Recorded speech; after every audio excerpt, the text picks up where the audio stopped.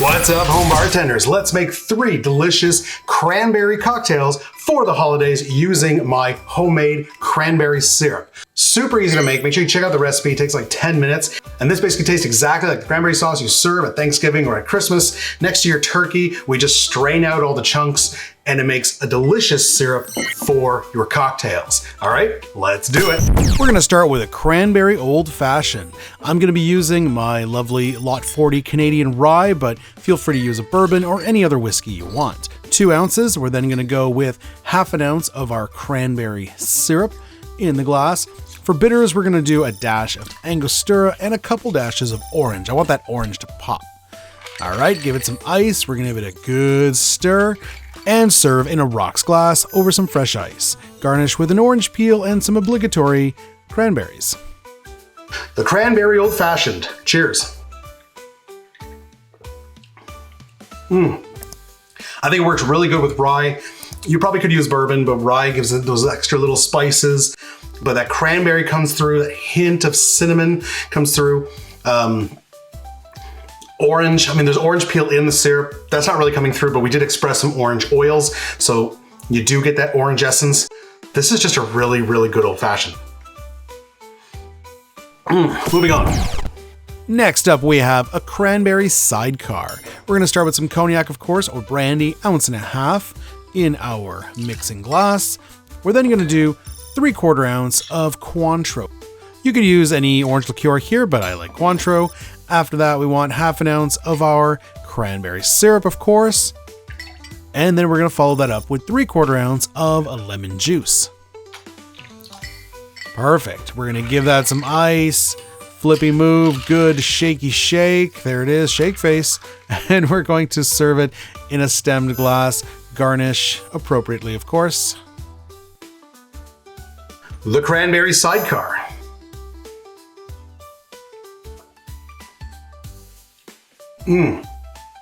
The cognac, the orange liqueur, this is just a classic sidecar. It is a little sweeter since we did add the syrup. Classic sidecar, you don't have that extra syrup, but that flavor does come nicely through. Delicious. Moving on.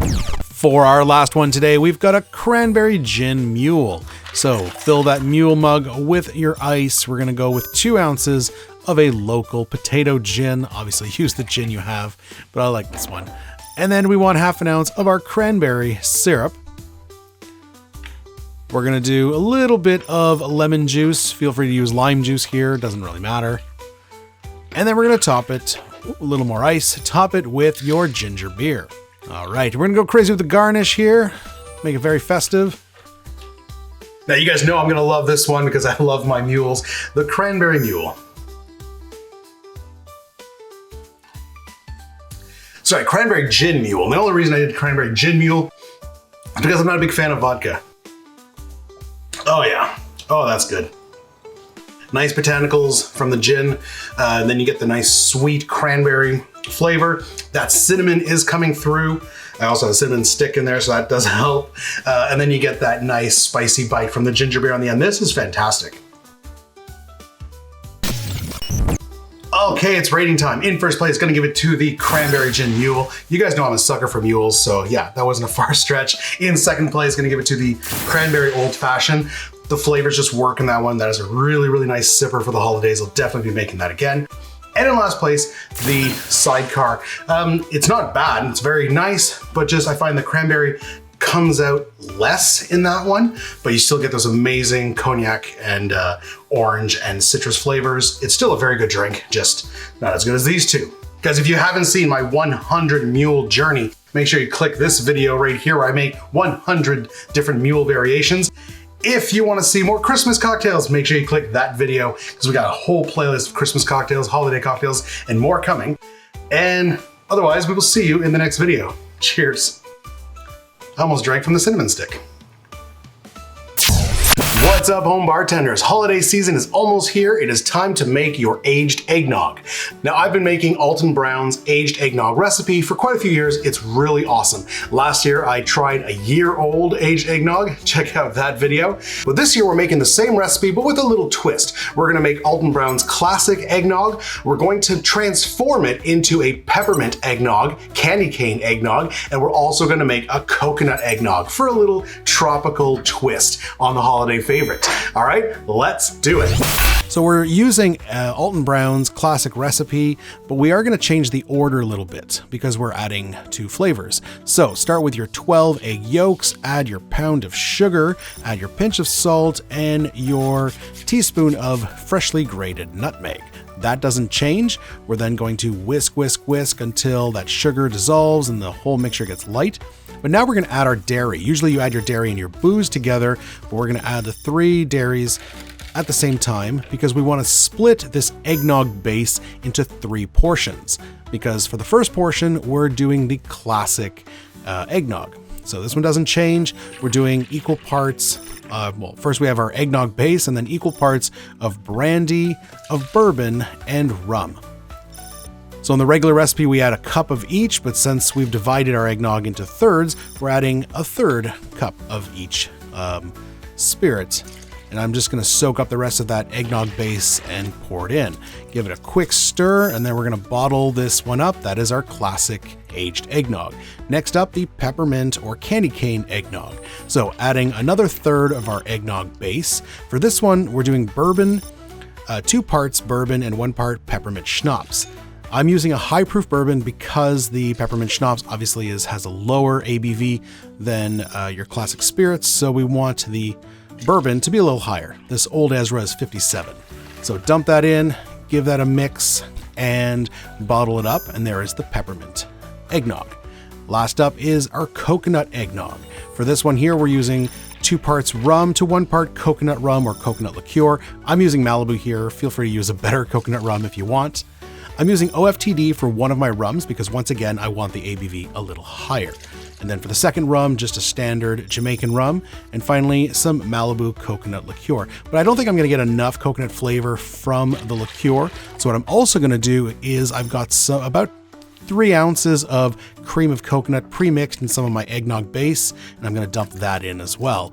Give it a mix, and just like before, bottle it up. Okay, so our 3 eggnogs are finished, they're bottled up, but as the recipe suggests, this is aged eggnog. So we gotta let these just sit in the fridge and mellow for a couple weeks. In my experience, these are best at about the 2-week period to about 2-month period. So if you make these in November, they're gonna be great come the holiday season, come December, and they're just gonna get better and better throughout the holidays and past New Year's. 2 weeks later. All right, it's a little less than 2 weeks later. I couldn't wait that long. I wanted to try these, but it's enough time for all those ingredients to get to know each other in the bottle and age a little bit. So we're gonna start with the classic one. I'm very familiar with this flavor. That's so good. I mean, the 3 spirits, got the brandy, the bourbon, the rum all together. And then those eggs, the sugar, the cream. Oh. And the nutmeg. Can't forget the nutmeg. This is what the holidays are all about. That's awesome. I finished it. The candy cane or the peppermint. Ooh, nice.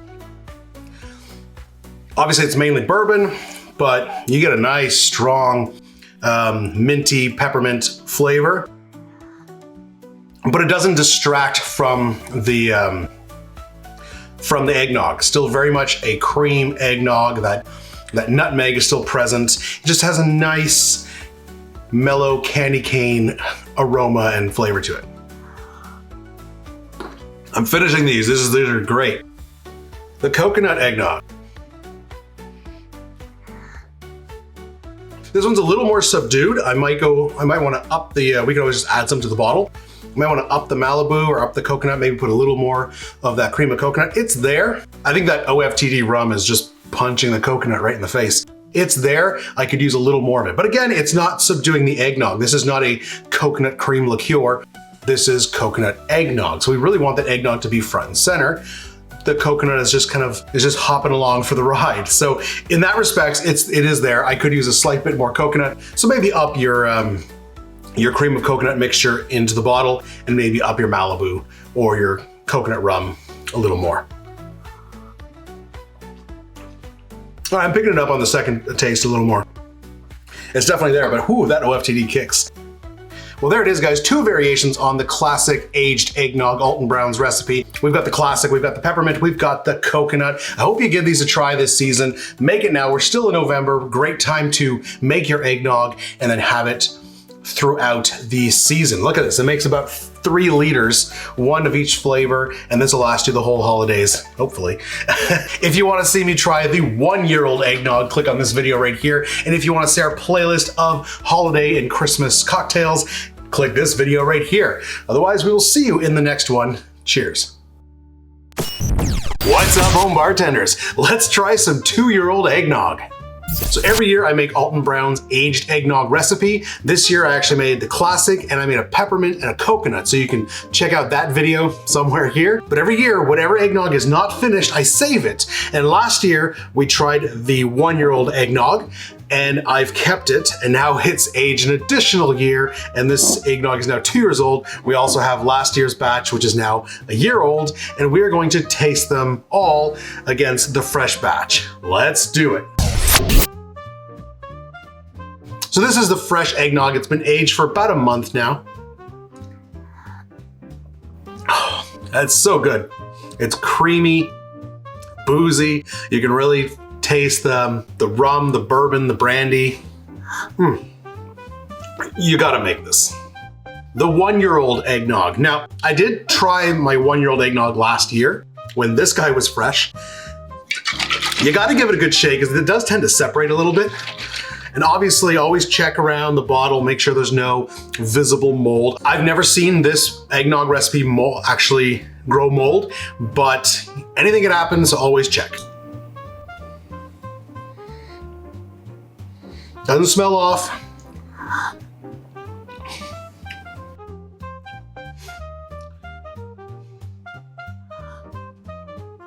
The alcohol really just mellows. It's still there.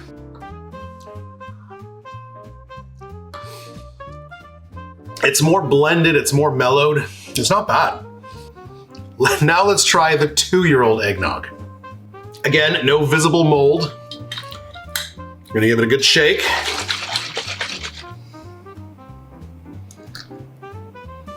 Came out a little chunky. Maybe that was just bubbles. No, that was just bubbles. No chunks.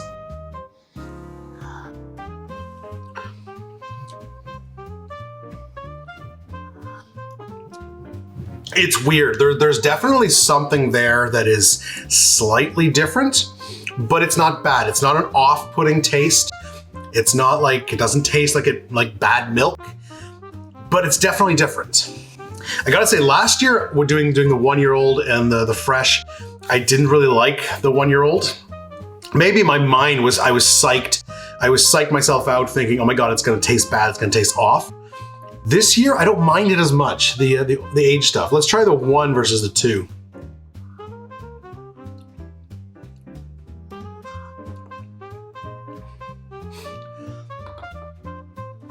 Yeah, it's good. There's nothing wrong with that. Definitely, the alcohol mellows. Definitely, the more you age it, the more that alcohol taste will mellow. I kind of prefer to be able to pick out the rum, the bourbon, the brandy in the fresh one, as opposed to these. Like, I wouldn't be able to tell what alcohol you put in there. That flavor is just, it's so blended, so melded together that you really can't tell.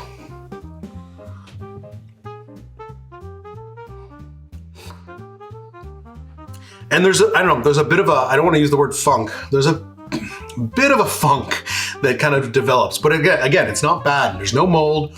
There's nothing in there that would indicate that this has gone bad. I think my favorites will definitely be the fresh and the 1-year-old, and then the 2-year-old. The alcohol flavors are kind of getting, you taste the alcohol, you taste the cream, but like kind of like the complexity of the bourbon and the rum and stuff is just gone. So I do prefer, I think, like I've said before, 2 weeks to a month is prime aging. After that, up to about 6 months, still very good. And then it starts to kind of break down, I would say, those alcohol flavors. And yeah, so even though it's good, I don't really care for it past this. All right, should we keep this another year? Next year, maybe we'll do a 3-year-old eggnog. Let me know if you want to see that in the comments. If you want to see me make the classic eggnog with a coconut variation and a peppermint variation, click that video. If you want to see all our Christmas cocktails, because there's a whole lot of them and we're making more, click that video. Otherwise, we'll see you in the next one, guys. Cheers. What's up, home bartenders? Let's make 3 Christmas variations of the Espresso Martini that you can enjoy this holiday. Let's do it. We're starting with the orange chocolate espresso martini, starting with a shot of fresh hot espresso. Don't let it cool, just use it fresh. All right, after that, an ounce of citrus vodka. This is a homemade citrus infused vodka. If you have an orange vodka or something, use that, but use regular vodka if you don't. It's not a big deal. Half ounce of homemade coffee liqueur. Make sure you check out that recipe. And then we're using a Mandarin Napoleon for our orange liqueur, but any brandy-based orange liqueur, Grand Marnier, dry curacao will work. Half ounce of creme de cacao. We're then going to give it a good shaky shake. And we're going to serve in a Nick and Nora. And you want to let that sit for about a minute so that separation happens and you get that nice crema. We're going to garnish with the obligatory coffee beans and an orange peel. The chocolate orange espresso martini. I've actually had this one before and I liked it.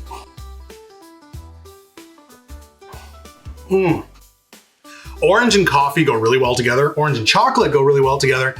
This is an awesome combo. That citrus vodka works. You don't need the citrus vodka if you only have regular vodka. We still have the brandy orange liqueur. I really recommend using a brandy orange if you can.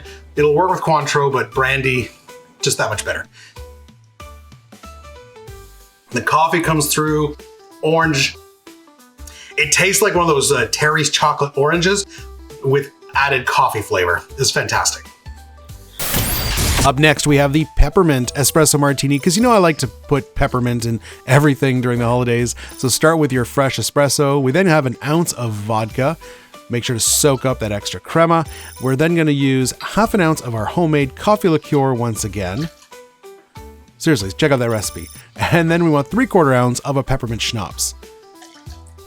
All right, give it some ice, good shaky shake. There it is. Serving once again a Nick and Nora. And here we're going to garnish with the coffee beans, but also some crushed candy canes. Why not? The peppermint or candy cane espresso martini. Cheers. Yeah, up front you get the classic espresso martini, and then on the back end you just get this nice peppermint flavor. Very nice. Oh yeah. Last up, we have the gingerbread espresso martini.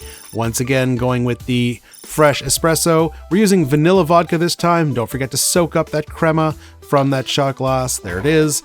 Using my homemade gingerbread liqueur, a full ounce of that stuff. It's amazing. Check out that recipe. Absolutely. And then a half ounce of my homemade coffee liqueur. Using lots of homemade stuff today. Okay, give it some ice.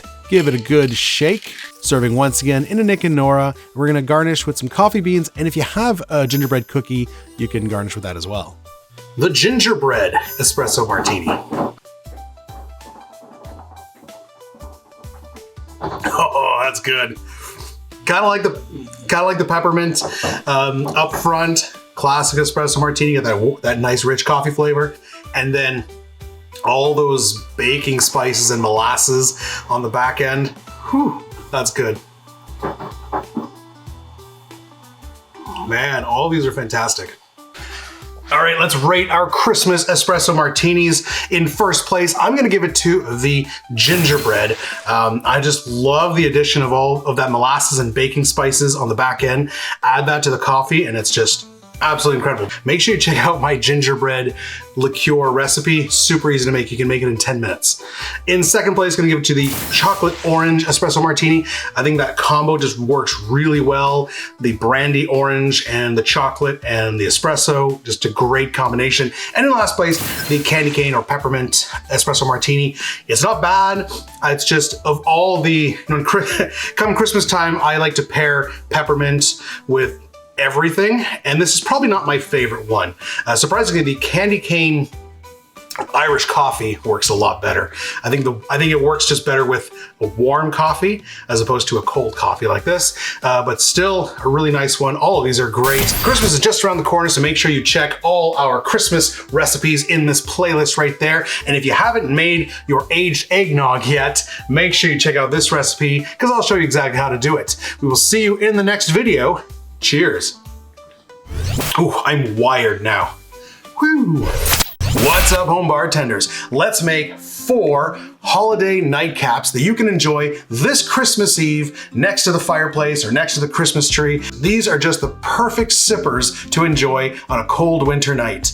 All right, let's do it. All right, let's start with the Burl Ives. Named after the famous singer from Rudolph the Red-Nosed Reindeer, we're gonna start with 2 ounces of a blended scotch. I'm using Isla Mist because I like that smoky profile, but whatever blended scotch you want will work fine.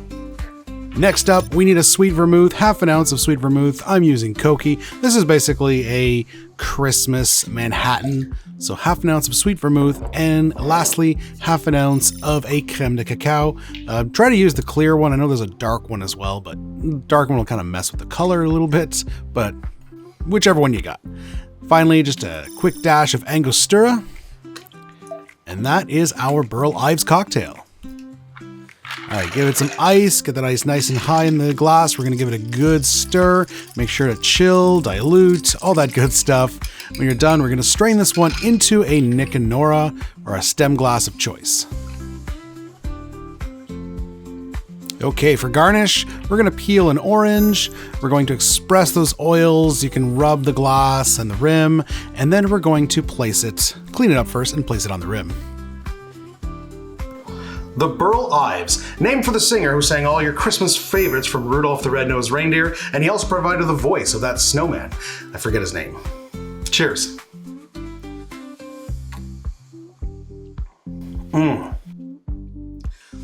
It's basically a Scotch Manhattan, or a Rob Roy, with a hint of chocolate. It's really nice. The chocolate and the sweet vermouth, and then that kind of hint of smoke from the Scotch, just give it that warm Christmas feeling. This is a phenomenal sipper. I've said it many times, but I was never the biggest fan of sweet vermouth and Manhattans. But through this YouTube journey of mine and discovering all these new drinks, I'm definitely a team sweet vermouth, team Manhattan now. And if you haven't tried the Burl Ives, make it this Christmas. You will not regret it. Up next, we have the Monte Carlo, just a really nice, simple, old-fashioned variation, starting with 2 ounces of rye whiskey. I'm gonna build this one directly into my rocks glass. So 2 ounces of rye whiskey using Lot 40 Dark Oak, because it is my favorite whiskey, or my favorite rye, I should say. After that, half an ounce of Benedictine. Now this, I've said it many times, is basically the Christmas liqueur. It's a brandy-based liqueur sweetened with honey and spices and herbs, and it's just, yeah, it tastes like Christmas. So half an ounce of Benedictine. We're then gonna do some bitters. We're going to start with a couple dashes of Angostura. Now, depending on the recipe, there's different recipes on different websites, but I've seen a few that add a dash of Peychaud's as well, and I like that. So we're going to add a dash of Peychaud's. All right, big chunky ice. There we go. Drop it in the glass, and then give it a good stir. Kind of hard to stir in the glass with that ice, but you know, get a rhythm going. Stir until you get some nice chill, nice dilution. Then we're going to garnish with a nice big peel of orange, just like a classic old fashioned. And since it's Christmas, why not some Luxardo cherries? The Monte Carlo. This is one of my first Christmas sippers that I liked. One of my first old fashioned variations that I ever made. And the reason it's technically not a Christmas drink, but the reason I like it is because Benedictine is just to me, it's just the perfect Christmas liqueur. It's got all those spices and the rich cognac base and those spices and the honey, and it's Christmas in a bottle. And you add that to a nice rye whiskey, you make an old fashioned out of it, and you have the Monte Carlo. Oh yeah, still just such a great nightcap for the holiday season. You can drink these all year round, but yeah, they're extra special at Christmas. And I don't always garnish with cherries, but in the holidays, especially with the nice little Christmas cocktail pick there, it's just the way to go. Cheers. Guys, we've made 2 drinks so far. We have 2 more Christmas nightcaps to go. If you like what you're seeing, please support the channel, hit that subscribe button, and hit that little bell too, and get notified when we're releasing new content, because we're releasing a whole bunch of videos this Christmas. Cheers, everyone. All right, up next is the Reveillon. All right, so starting this one with 2 ounces of apple brandy. And I think I'm about to finish that bottle. That's my favorite apple brandy from Spy Distillery here in Ontario, Canada. And ooh, that bottle is done. We're also going to do half an ounce of pear brandy. I have a pear eau de vie, that's an unaged brandy, also from Spy Distillery. So we're going to use that one here. So half an ounce of your pear brandy. All right, after that, we want some sweet vermouth using Koki once again. So half an ounce of sweet vermouth. Oh, and I just realized I have it mixed up on my ingredients there. The allspice comes after. So half ounce of your sweet vermouth, and then we're gonna do half ounce of our allspice dram. That's homemade allspice dram. Make sure to check out that recipe. I absolutely love it. That's one of my favorite liqueurs. It's fantastic. All right, half ounce of sweet vermouth and allspice dram. Angostura bitters, just a dash goes in next, or 2 or 3, oh my god. And then we're gonna fill our glass with ice, give it a nice good stir, chill, dilute, all that good stuff. Serving this one in a stemmed glass of choice, a coupe. I've got this fancy kind of vintage wine glass that I really like. And the garnish here is gonna be a simple cinnamon stick. The Reveillon. So Reveillon is a French word referring to a large meal that you have on Christmas Eve. And this is the perfect accompaniment to that meal on Christmas Eve.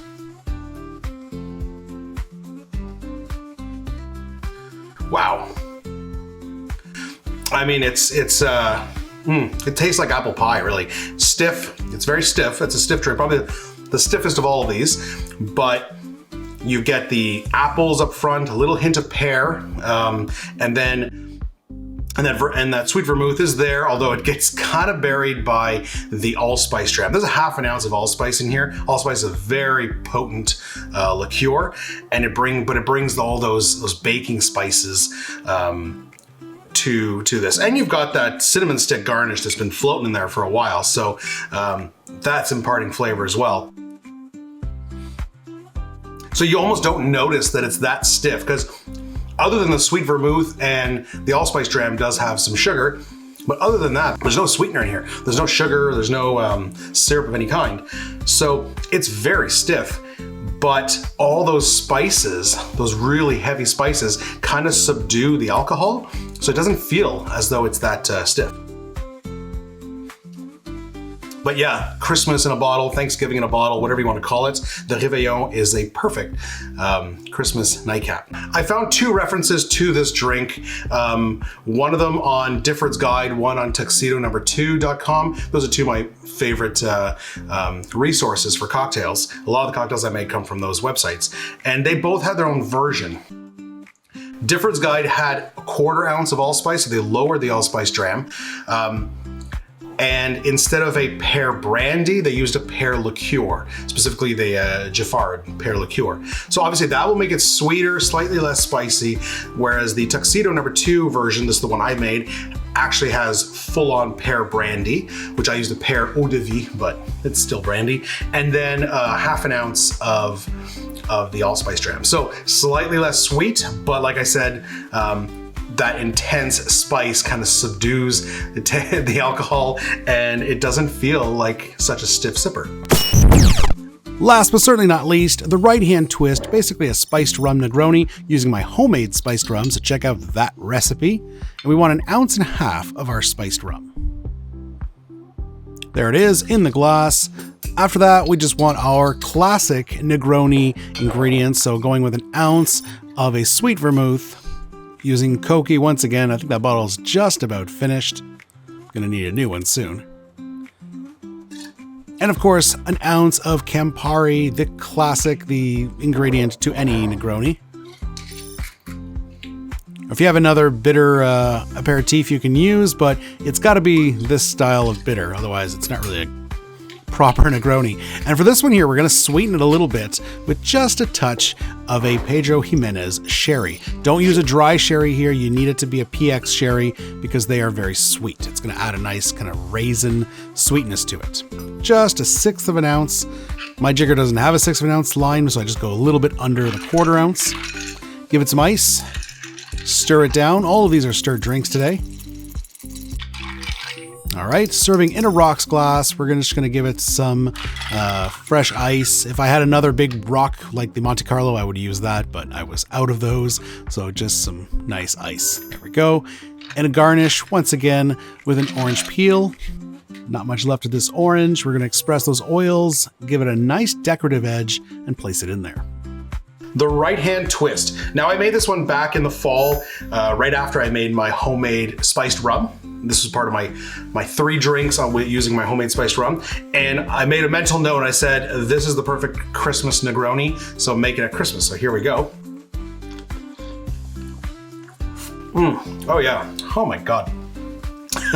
So you got the classic Negroni flavors in there. You've got the sweet vermouth, you got the Campari, and in this particular one you have rum, but it's spiced rum. So if you have a good spiced rum that's not overly sweet, but has really good spices, vanilla, cinnamon, allspice, those come out, and so you get all those nice Christmas style baking spices. The Pedro Ximénez sherry adds a little kind of hint of raisin and sweetness at the end, so it's a little sweeter than your traditional Negroni, not quite as bitter, but man, this one is just fantastic. All right, it's rating time. I love all of these. Like, these are my 4 favorite, currently my 4 favorite nightcaps. I think I did an episode a couple of years ago, I'll link to it, that I did 4 other sippers that are great for the holidays. And I think I did 4 different ones. And so check that out. But currently these are my 4 favorite nightcaps or sippers for the holidays. So I'm gonna rank these now, but this ranking might change from day to day or from year to year even, because these are all fantastic cocktails. But in first place, I'm gonna give it to the Burl Ives. I'm just loving that cocktail right now. I think I first made it last year for the first time. I batched it last year. If you wanna check out a video on how to batch Christmas cocktails, yeah, I've got one of those. So do that for a Christmas party coming up. But I batched it last year, and it was a hit at a Christmas party. In second place, I'm going to give it to the right-hand twist. Yeah, that's just a really killer Negroni. It's got so many spices to it. It just feels like take Negroni, take Christmas, and merge them together, and that's what you have. In third place, going to give it to, oh my God, the Reveillon. It's been a while since I made that one. I remember it being a little too stiff for me, but I made it this time. Maybe I stirred it a little longer. I really don't pay too much attention when I stir. Sometimes I stir longer, sometimes I don't. Maybe I stirred a little longer, just a little more water, kind of mellowed it a bit. But yeah, those wonderful spices, that cinnamon stick, and then the apple flavors, just a great drink. And in last place, gonna give it to the Monte Carlo. It's still amazing. I love Benedictine, I love rye whiskey. This is still a fantastic cocktail. Just, hey, the way I'm feeling this year, if you want to see 4 other sippers that you can make this Christmas, make sure to check out this video. Otherwise, check out our entire playlist of Christmas cocktails. Make sure to check out this video, and we will see you in the next one. Cheers, everyone. What's up, home bartenders? You know, who says that tiki is only reserved for the summer and warmer months? I've prepared here 3 Christmas-themed tiki cocktails that you can try this holiday season. Let's do it. Starting with the Zombie Santa. So basically a Christmas version of the zombie cocktail. We're going to start with an ounce of white rum. I'm using Angostura here. And we're going to be using our drink mixer today, but if you don't have a drink mixer, you can, of course, just shake this cocktail. Up next, an ounce of a dark rum. I'm using a Bacardi. There it is. We're also going to want a 151 rum. That is a high-proof rum. I'm using the Gosling's 151, only half an ounce of your 151. Excellent. It's already looking pretty boozy. Let's add some Cointreau up next, half an ounce. Obviously, you can use a triple sec if that's what you got.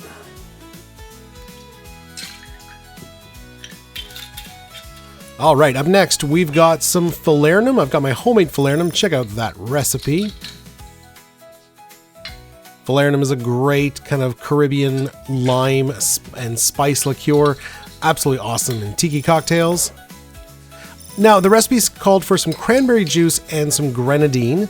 I'm going to instead use an ounce of my cranberry syrup. You can check out that recipe. Up next, we have an ounce of lime juice that I forgot to film, but don't worry, we did get it in before the end of the video. And we're going to top it off with a 1/4 ounce of Fernet Branca. That's hopefully going to give it a nice minty quality at the end. All right, crushed ice goes in the tin, and then we're going to get it on the drink mixer. Going to pulse that for a few seconds, and then we're going to dump it into a tiki highball glass or a tall tiki glass. Top it with some more ice. For garnish, we've got a rosemary sprig and some cranberries. Starting off with the Zombie Santa.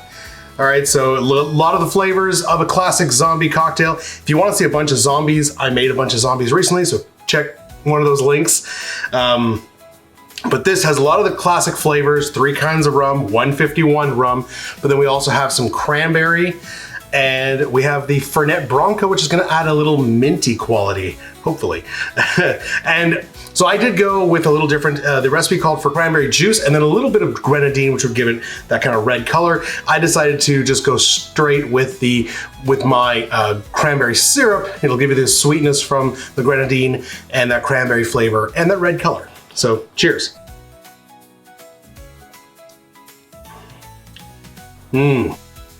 That's good.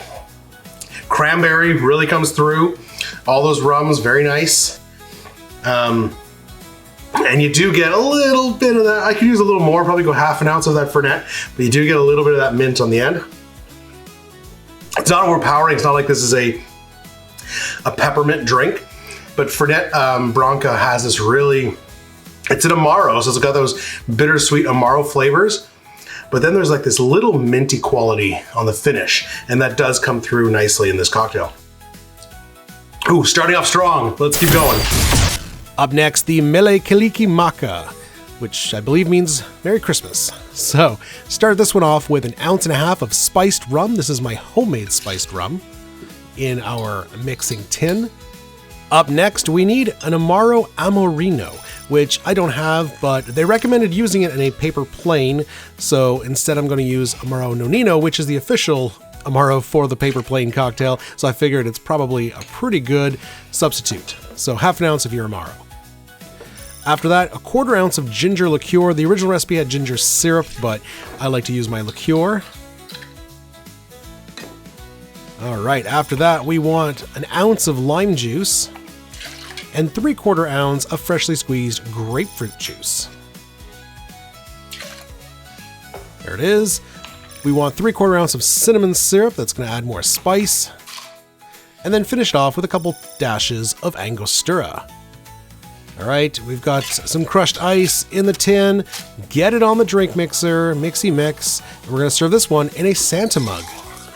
For garnish here, lots of spices. We're going to top it off with ice, some cinnamon sticks, a star anise, and grate some nutmeg. Mele Kalikimaka, which I believe is Hawaiian for Merry Christmas. Every time I hear that, all I can think of is that scene from Christmas Vacation where that song plays and he's imagining the pool and that girl. It's just a hilarious scene. But here it is, the Mele Kalikimaka. Ooh. Very nice, very spicy, because we do have the spiced rum and some cinnamon syrup as well, and ginger liqueur. So there's a lot of spices going on. Very, very nice and spicy. I could use a little more rum, because the only booze in here, well, there's the Amaro Nonino, which gives it a little bit of something in there. But aside from that, the only real spirit is spiced rum, and that is slightly lower ABV. So I could use maybe like half spiced rum, half just another aged rum. But then again, you might lose some of the spices, and this is really spice forward, this one here. So yeah, I think I could use a little more rum, however, very nice. If you like spice heavy cocktails, this one is really, really good. Hey guys, we got one more Christmas tiki drink coming after this one here. If you like what you see, guys, make sure you smash that subscribe button, hit that little bell, get notified when we release new content. All right, the Christmas Eve of Destruction. I love that name. Starting off with an ounce of an overproof dark rum. It's specifically called for Plantation OFTD, and that's what I'm using, as 69%, so nice and potent. And this is one of these equal parts measurement cocktails, so an ounce of everything. So next up, an ounce of Benedictine. Love that liqueur. This is the Christmas liqueur. It's cognac based, and it's got a whole bunch of spices and herbs. Fantastic. An ounce of nutmeg syrup. I recently released a video on how to make nutmeg syrup, so check that out. It's really easy to make, and it's really fragrant, really nutty, delicious. Ounce of lime juice to balance things out. And then we're gonna need just a dash of Angostura. Or 2 or 3. I always dash more. Ice it up. Back on the drink mixer. Serving this one in another tiki mug. For garnish here, first we're going to top with some ice, and then we've got, give it a nice festive straw. And we want a lime wheel studded with cloves. We're also gonna dust with some nutmeg. And there it is. The Christmas Eve of Destruction. Love the name. Now this is one of those equal parts cocktail where every ingredient is the same quantity. Those cocktails I find are really hit and miss. It's easy to remember. So for a bartender, those kinds of cocktails are fantastic because you just have to remember ingredients and also remember quantities and everything. But they're really hard to balance. You have to be a very, very good cocktail creator, cocktail designer to make an equal parts cocktail work. So hopefully this one hits the mark.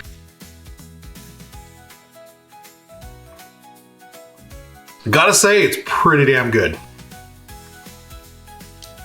So obviously, because we're doing equal parts here, you want to start with a good, strong, punchy rum. We're using OFTD, which is 69%.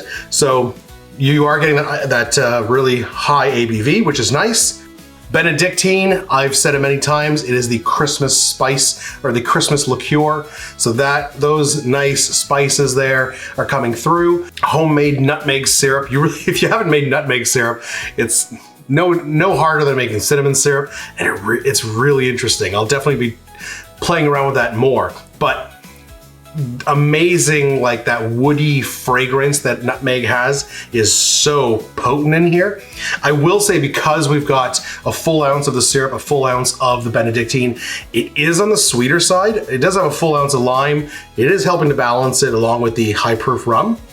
But that's what I mean when you do the equal parts, it's hard to get that right balance. I would definitely tone back the nutmeg syrup just a tad, maybe a 3/4 ounce or half an ounce. But it does work. Just I would tweak it a bit, but then you would lose that whole equal measurements thing.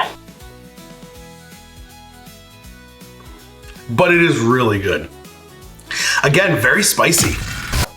All right, it's rating time.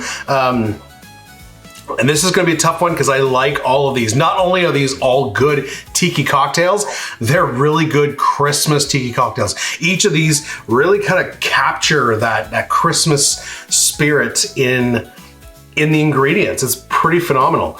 But I gotta rate them, that's part of the show, right? So in first place, I'm gonna give it to the Christmas Eve of Destruction. Because yeah, I think that it worked. The Benedictine, the nutmeg syrup, that OFTD rum, it just, those spices, those Christmas spices, front and center, just really, really good. In second place, I'm gonna give it to the Zombie Santa. I like that it's different than the other one. These two are very spice forward. This one has that kind of cranberry minty feeling to it. So it's still very Christmassy, but in a different way. And I like that. I like how they took the zombie recipe and then just kind of Christmasified it. That's such a word. Christmasified. Let's go with it. Christmasified? Anyways, so yeah, but it's cranberry forward and then that little hint of mint from the Fernet at the end. Very, very nice. And in last place, gotta give it to the Mele Kalikimaka. Again, this one's it's arguably spicier than this one. In terms of, not in terms of like hot spicy, but like baking spices. Because there's still the cinnamon syrup, we've got nutmeg in there as well. We've got spiced rum as the base spirit. It's just, I would like a little higher proof in the rum because it's only spiced rum.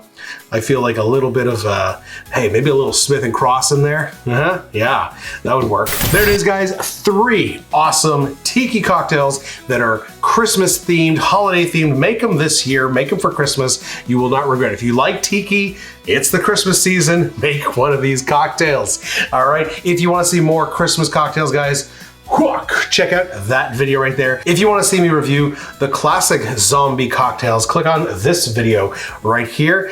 Otherwise, we will see you in the next one. Cheers.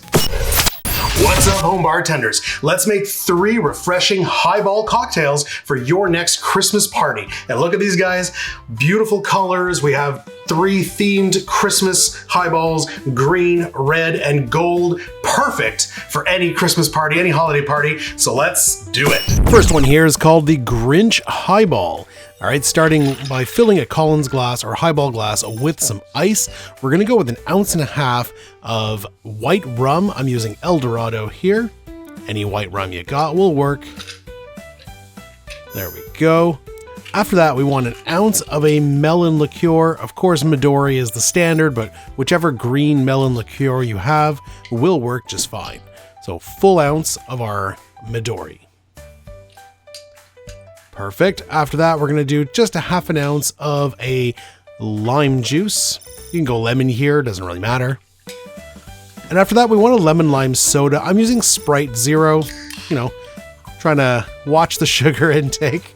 But obviously any lemon lime soda, even if you had like a Jarritos, which is actually green, you'll just get even more green flavor. You can even use Mountain Dew here if you want. Yeah. So then we're going to give that a quick stir, and then to amp up that green color and also just give it a nice shimmer effect, I'm using a little bit of cocktail glitter or edible glitter. Just drop that in, give it a good mix, and look at that beautiful neon ecto green color. Looks amazing, just like the Grinch.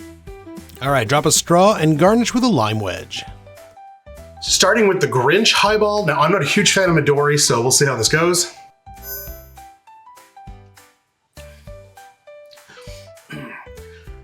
I mean, hey, it tastes fine. Yeah, I'm not the biggest fan of Midori, but you know, the melon liqueur is there. It's nice and sweet. The rum is delicious.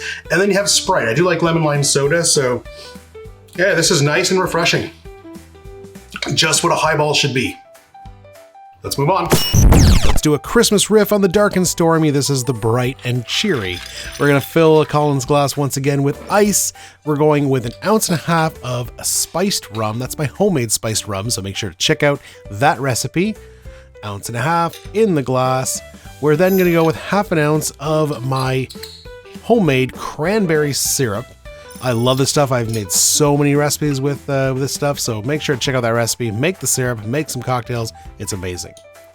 We're gonna do a little bit of lime juice as well. All right, lime juice or lemon, again, doesn't really matter. And then to top this one off, we're gonna be using this cranberry ginger ale. you could use any red soda. I've made this with some strawberry soda before, works just as well. A little more ice to top it off. Keep going with the soda, and just like the last one, we're going to give it a stir and then use a little bit of edible glitter. I've got some red glitter this time, obviously. Just sprinkle that on, give it a good mix with the spoon, and just watch that red color pop, and it starts to shimmer and glitter. It's awesome. Just looks great. Drop a straw and garnish with some cranberries. The Bright and Cheery cocktail. Now, the funny thing about this one is it's kind of a riff on a Dark and Stormy. I've made this one for Halloween. We called it the Dark and Bloody. And now we just use basically the same ingredients, but perked it up for a Christmas cocktail, calling it the Bright and Cheery. Okay, so we've got the spiced rum, which is going to give us some nice spices. We've got our homemade cranberry syrup. Now that was different than what we did for Halloween. We used cinnamon syrup then, but now we have the cranberry syrup. It's going to add a little more spice and a little more Christmas flavor. And then we top it off with the cranberry ginger ale. So it's not going to have the bite of a Dark and Stormy, which is technically a mule.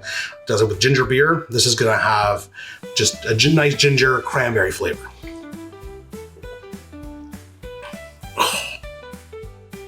It's refreshing, it's fizzy, it's fruity, but you get all those nice spices from the spiced rum and a little bit from the cranberry syrup. This is phenomenal. Guys, we are 2 highballs down, 1 more highball to go. If you like the video so far, make sure you smash that subscribe button, hit that little bell, get notified when we release new content, because we're doing lots of Christmas content this year, and you don't want to miss out. For our last highball tonight, we are making the Glasgow Mule, and we're just going to make it a little more Christmassy.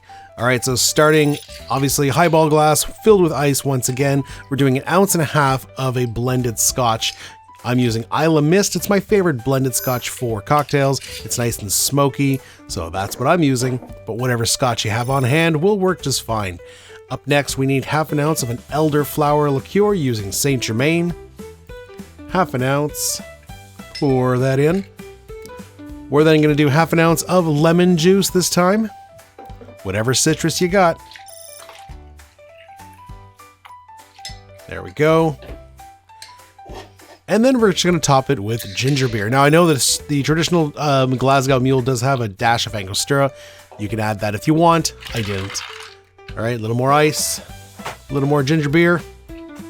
Now, this one's heading in the gold direction, but obviously it needs a little bit of that edible glitter to push it over the gold edge and into... Look at that. Look at that shimmer. I love it. It's so nice. Okay, just stir that in. Keep stirring. And you got yourself a beautiful gold drink. Okay, drop a Christmas straw in there and garnish with a lemon wedge. The Glasgow Mule, or this is kind of a Christmas version of the Glasgow Mule. It didn't really change all that much.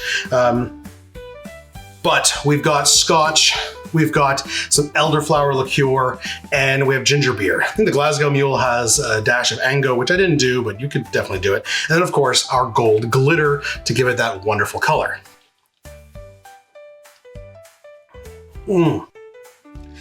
Smoky scotch, floral sweetness, and then that ginger beer kick. This is just a fantastic highball. I'm a little biased here because I love all mules, but this is fantastic. All right, it's rating time, guys. I think a lot of you know me, you know how I'm gonna rate this. I'm just gonna go, I usually start with number 1, I'm gonna start with number 3 and put in 3rd place the Grinch Highball, mainly because I'm just not a big fan of Midori and melon flavored liqueur, but it's still a nice, refreshing highball cocktail. So it really comes down to these 2. And I'm a little biased because I absolutely love mules and I love scotch, and this is a fantastic mule. However, if we're in the Christmas spirit, I'm still gonna give first place to the Bright and Cheery, because that cranberry syrup and that spiced rum, oh, they're just made for each other. That is fantastic. And in 2nd place, we'll give it to the Glasgow Mule, just because it's still a fantastic mule. And my God, but all 3 of these guys, if you make this for a party, highballs are great because they're not overly boozy, they're refreshing. You can drink more of it because there's a lot of mixer in there and it's bubbly. So these are just the perfect cocktails for a Christmas party. So I hope you give one of these a try, or all of them a try, for your next Christmas party. Get some cocktail glitter. It's a lot of fun, especially for parties. If you're hosting, putting a little bit of glitter in a cocktail makes it shimmer, makes that color pop. Fantastic, all right? And what's a Christmas party without eggnog? So if you haven't already, you still got time to make your aged eggnog and have it ready for Christmas, all right? So check out that video, and if you want to see our entire playlist of Christmas cocktails, check out this playlist, not video, but playlist right here. Otherwise, guys, we will see you in the next one. Cheers. What's up, home bartenders? You know, I've said it many times, Benedictine is my absolute favorite liqueur. It's so good. It's a brandy-based herbal liqueur from France, and I've described it often as the Christmas liqueur because the spices, the aromas that come off of this, it just tastes like Christmas. It's amazing. So I've decided to make for you 3 amazing Benedictine cocktails that you can make at home this holiday season. And I've enlisted the help of my good friend, Coach Vino from the Progress Bar. So let's do it. Starting with the Poet's Dream. This is a nice gin and Benedictine cocktail. We're using this local potato gin from BD's distillery, so we need an ounce of that in our mixing glass. This is an equal parts cocktail, so ounce of gin. We're then going to do an ounce of our Benedictine. That's a lot of Benedictine. This might be a sweet one. And then we're going to follow that out with an ounce of a dry vermouth. This is a local dry vermouth from Ontario here, and I absolutely love this one. It's got a nice kind of subtle cinnamon note to it. Really nice. It's great in martinis. It's from Taw's Winery here in Ontario. All right, fill that with ice. We're going to give that a good stir, creepy face stir, and then we're going to serve this in a Nicanora or a coupe, a stem glass. And there it is, beautiful color. And we're going to garnish with a lemon peel that I'm going to express those oils onto the glass and then give it a nice design there. The Poet's Dream. I've actually had this one before, but it was a long time ago, so I don't fully remember it.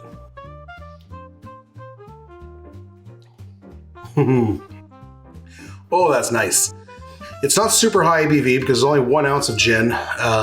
It is very sweet because there's a full ounce of the Benedictine, and as well as the dry vermouth, which is still a sweeter fortified wine.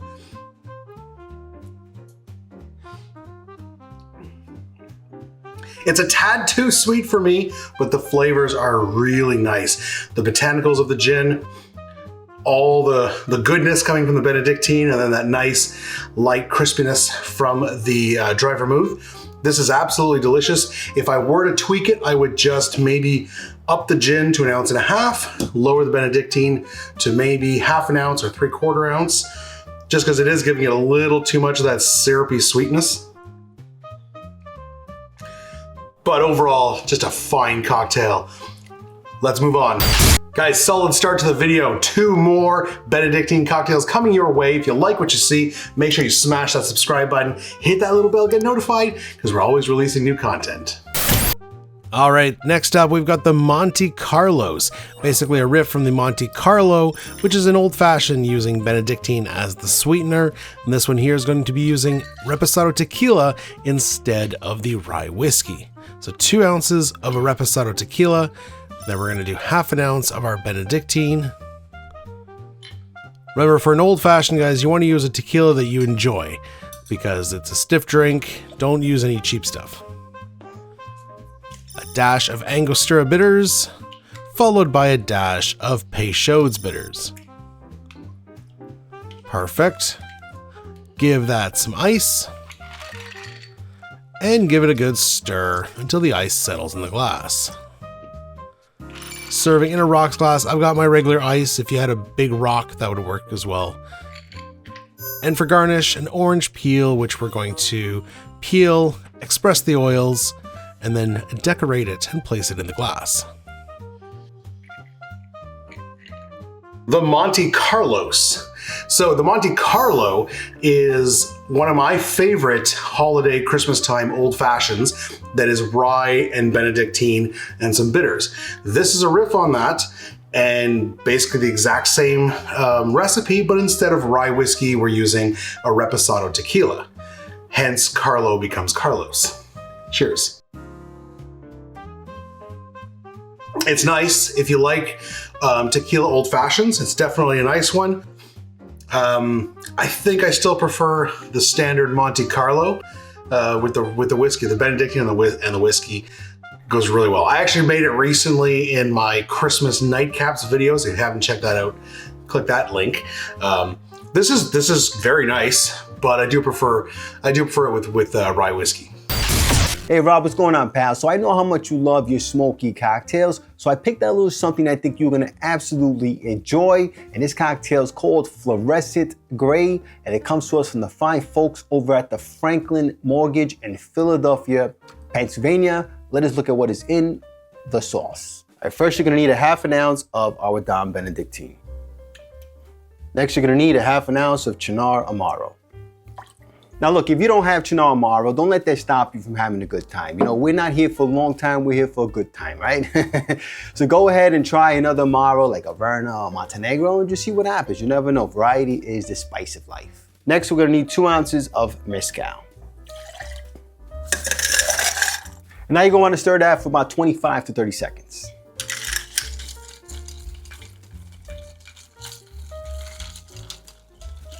Next, we're gonna get our glass out, and then I'm gonna give it a little absinthe rinse, right folks? And now let's go ahead and pour our drink in.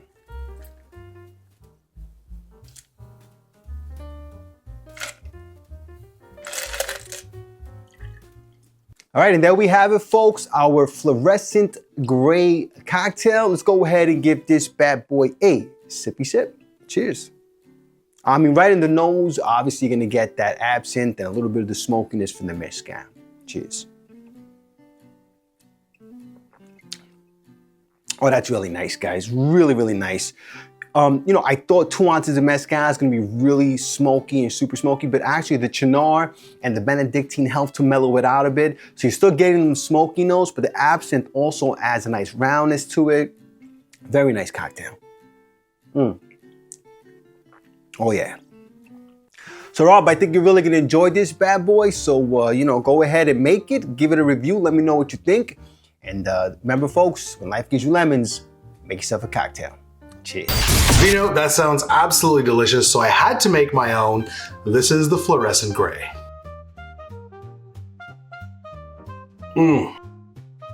Oh yeah, you had the right call with mezcal. I mean, anything smoky, I love. But the mezcal in here, that smokiness, that intense smokiness on the nose is absolutely amazing. Then you get the agave and the botanicals from the Cynar and the spices from the Benedictine. Ooh, that's nice. All right, guys, it's rating time. 3 fantastic Benedictine cocktails that you can very easily make at home. And which one was my favorite? I think I'm gonna give it to the Fluorescent Gray. Good call, Vino. That is fantastic. The mezcal with the Cynar and the Benedictine, it creates just this warm, smoky, amazing sipper. That is a phenomenal drink. Second place, gonna give it to the Poet's Dream. Really good, great flavor in that one. I would just tweak those ratios a little bit, a little more gin, a little less Benedictine, just because that syrupy sweetness is a little too intense. And in last place, the Monte Carlos. It's not a bad drink, especially if you like tequila old fashions, you will love this one. All right, guys, what you need to do now is go over to Coach Vino's channel, The Progress Bar, because he's got 3 other Benedictine cocktails waiting for you there. So go check out those recipes. It'll be linked below or somewhere here. Make sure you check that out. And in the meantime, if you want to see my entire playlist of Christmas holiday cocktails, click this playlist right here. Or if you want to see my Christmas nightcaps video, which includes the Monte Carlo, click this video right here. Otherwise, we will see you next time. What's up, home bartenders? Looking for last minute gift ideas, why not make a homemade candy cane liqueur or candy cane syrup for your friends and family? It's super easy, doesn't take a lot of time, and doesn't have too many ingredients, so let's do it. I assure you this is not Pepto-Bismol. This is in fact a delicious candy cane liqueur and candy cane syrup.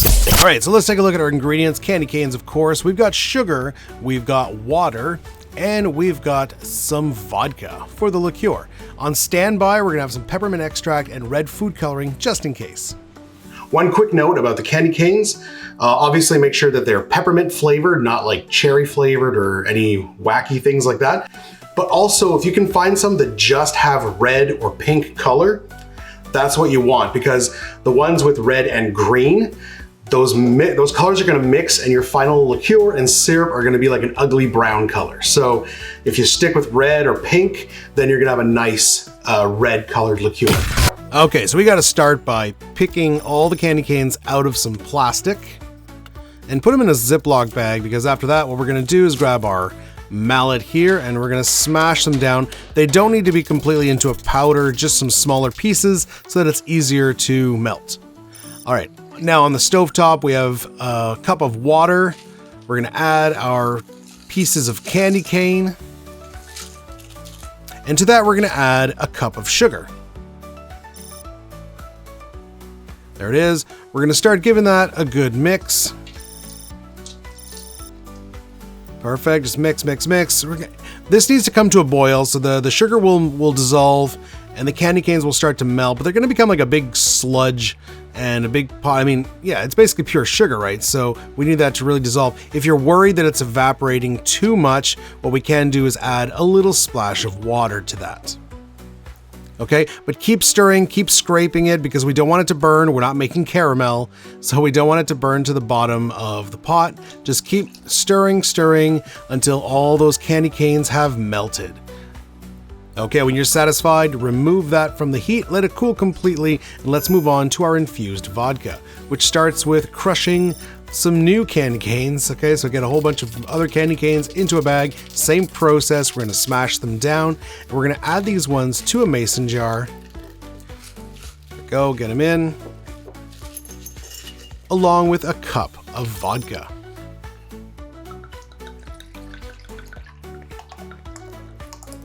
There we go. Don't use an expensive vodka here, whatever you have on hand. I never use expensive stuff for liqueurs. Okay, now you've got some options here. You can leave this in the mason jar and we let it infuse probably just a couple days until the candy canes have melted. This doesn't have to be a long infusion or whatever, but if you're impatient, like me, what we can do is use our sous vide machine. So I'm gonna grab my shrink wrapper and we're gonna dump that into a bag and we're gonna sous vide it, and it's only gonna take about 30 minutes. Okay, so get it in, get it shrink wrapped. There we go. All the candy canes are in there. We're gonna drop that into a water bath at about 135 Fahrenheit for 30 minutes to an hour. That's all it's gonna take to dissolve those candy canes. All right, let's move on. After that, our syrup has cooled completely, so let's bottle that one up. I'm just straining it through a tea strainer, but there's no more pieces of candy cane, so there's no need to kind of pass this through a cheesecloth or anything like that. Okay, and there is our finished candy cane syrup. I made just enough extra to finish off our liqueur, which we're gonna do here. So that came out of the water bath. The infused vodka goes in first. Dump that into our slightly larger bottle. And we're going for a 1-to-1 ratio between the infused vodka and the syrup. Obviously adjust that to what you like, but 1-to-1 here is fine. And there's my little extra batch of syrup that's gonna go in as well. And there it is, our finished candy cane syrup and candy cane liqueur. All right, let's taste our Pepto-Bismol, I mean candy cane liqueur. I'm actually happy with the way it turned out. In the end, we did not need any peppermint extract, and we did not need any food coloring. If you really don't like the pink color, you could definitely add some red food coloring and it'll just brighten it up to a red. In fact, let's try it at least in here, see if it makes a difference, at the very least in this guy here. Nope, still looks like Pepto-Bismol. Well, if you added a few more drops, maybe you'll get a brighter red color, but let's give it a taste.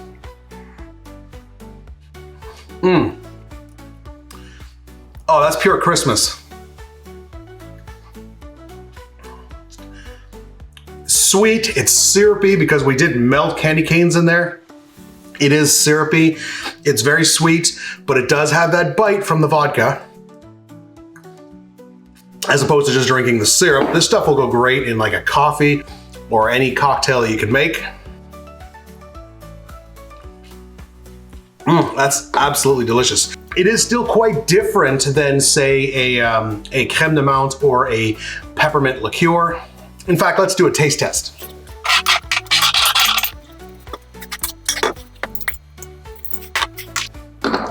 All right, we've got the candy cane liqueur, we've got the homemade crème de menthe that we made a few months ago.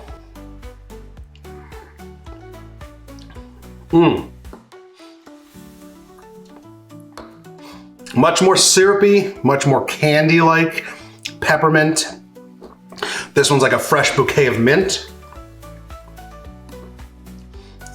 It's kind of syrupy, not as much as this one. Sweetness a little less, but still very, very mint forward. They're both very minty. Nothing has more of a candy flavor because it's directly from melted candy canes. Yeah, so fun liqueur to make. The color's pretty wild. But hey, I hope you've given it a try. If you need last minute gift ideas, this is definitely one to try out, guys. We are heading very close to Christmas. If you want to see a lot of Christmas recipes that we have on the channel, check out this playlist right here. If you want to make a crème de menthe, you can make it almost as fast as you can make the peppermint liqueur. Check out this video right here. I'll show you how to do that. In any case, guys, we're heading there. Merry Christmas. Cheers. What's up, home bartenders? We recently made a candy cane syrup and a candy cane liqueur by melting a bunch of candy canes, adding some sugar, water, and vodka. And now we're gonna use those to make 3 delicious candy cane or peppermint cocktails that you can make at your next Christmas party, because Christmas is almost here, so let's do it. Just a quick note before we start, you can use, whether you made the candy cane liqueur or the candy cane syrup, you can use them interchangeably. Also, if you didn't make these, you can easily use a peppermint schnapps, a crème de menthe, or any other commercially available candy cane or peppermint liqueurs or syrups. All right, starting with a candy cane mint julep, we're gonna start with our bourbon using Woodford Reserve, 2 ounces of bourbon. And I've got this neat little glass julep cup here. I'm hoping that candy cane color will pop through. All right. Our candy cane liqueur up next, 1 full ounce of this candy cane liqueur into the glass, and yeah, you know what? On second thought, that color's disgusting. So grab a regular tin julep cup, and we're gonna keep going with that. Give it a good stir and check for sweetness here, because the candy cane liqueur, it's minty, it's not super sweet, so a little bar spoon of simple syrup gonna add a little extra sweetness. We're gonna give it some crushed ice now. There we go, and then we're going to mix it until a frost forms on the outside. And now we're going to give it that snow cone top, a straw, a candy cane garnish, and here's a tip. Take your mint and dip it in powdered sugar, and it's gonna give it a fresh snow effect. Perfect for a Christmas julep. And why not a little bit of crushed candy canes. The candy cane julep. I'm a huge julep fan. Yeah, just love mint and bourbon together. It works really well. Let's see how this one works.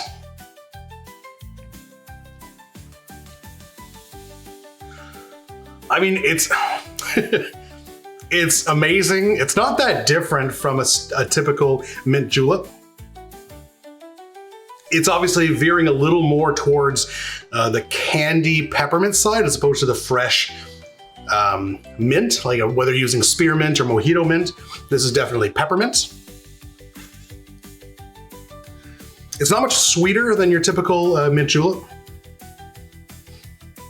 I mean, visually, with everything, with the powdered sugar on the on the leaves with the candy cane. It's visually stunning, but taste-wise, very familiar to a classic mint julep. There's really not much departure to it. I'm glad we went with the tin julep cup as opposed to the glass one, because that color was not really appetizing. Great, moving on. All right, up next, we've got the candy cane mojito. So start by filling a Collins glass with some ice. We're gonna go with 2 ounces of white rum. I am using Angostura, but any white rum you got.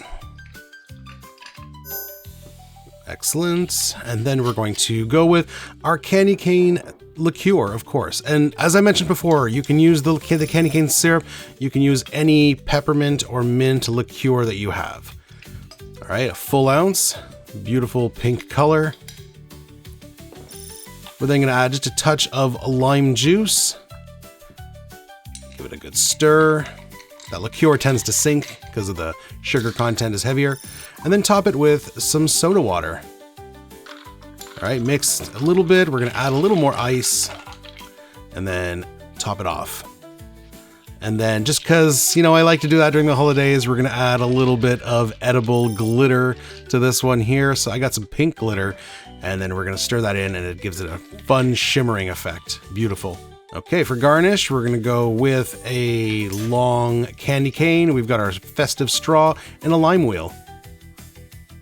The candy cane mojito looks visually different than a regular mojito. I didn't put the mint in this one, mainly because I used it all in the julep.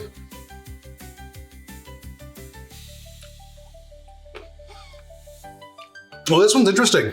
It basically tastes like a mojito, but the candy cane, that candy quality really comes through, more so than the mint julep.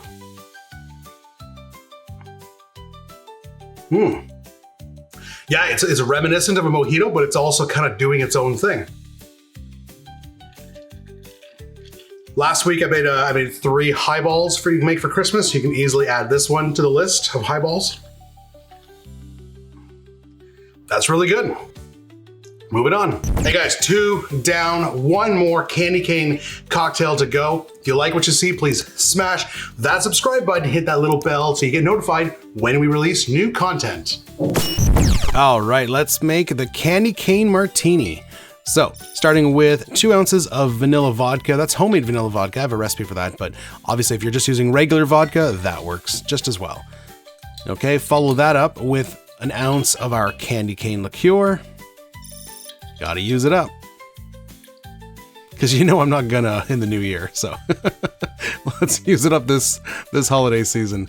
1 ounce of the candy cane liqueur. And then we're gonna do 1/2 ounce of creme de cacao, give it a little chocolate flavor. We got candy cane, peppermint, we got vanilla and chocolate. This got all the flavors you want. And then we're going to finish that off with just a little bit of heavy cream. You can use a milk here if you don't want a full cream, but I'm using 1/2 ounce of heavy cream. Let's give it some ice. Gonna give this one a good long shaky shake with the creepy face. Shake face. All right, we're rimming a martini glass with some crushed candy canes, because you know, you gotta make it festive. And pour that in. Beautiful color. And we're gonna garnish quite simply with another candy cane. The candy cane martini. I'm not a huge fan of these style martinis. It's basically like add whatever ingredients and just serve it in a martini glass and automatically makes it a martini. But you know, you gotta feed the algorithm sometimes. Peppermint, chocolate, cream, vanilla, all the flavors you want are here. This is just like Christmas dessert in a cocktail. Not necessarily my favorite, but I definitely see the appeal of these kind of Christmas cocktails, these kind of dessert cocktails. It's creamy, it's delicious. I would do the chocolate flavor is really kind of too much for me. I would go back the creme de cacao down to 1/4 ounce so that the peppermint can really pop through. All right, guys, it's rating time. In first place, the candy cane mint julep or the peppermint julep. Even though it's not super unique, you can't beat a mint julep. They're fantastic. The bourbon is delicious. The mint and the sweetness adds to the bourbon, elevates it. This is just a fantastic drink, and we just dressed it up for Christmas. Didn't change the flavor that much. It just looks pretty. In second place, the candy cane mojito. That one does kind of do something different. It is very reminiscent of a mojito, but that candy quality comes through a lot more. And yeah, it's just a great rum candy cane Christmas highball. So delicious. And in last place, the candy cane martini. Not that it's bad, I'm just not the biggest fan of these style cream cocktails, but definitely a crowd pleaser. Make this at a Christmas party. I mean, it just looks absolutely festive, looks amazing. Hope you enjoyed these 3 candy cane cocktails, guys. If you haven't seen the recipe for making the candy cane syrup or the candy cane liqueur, make sure you check out this video right here. Otherwise, check out our entire playlist of Christmas cocktails. That playlist is right there. And we will see you guys in the next one. Cheers.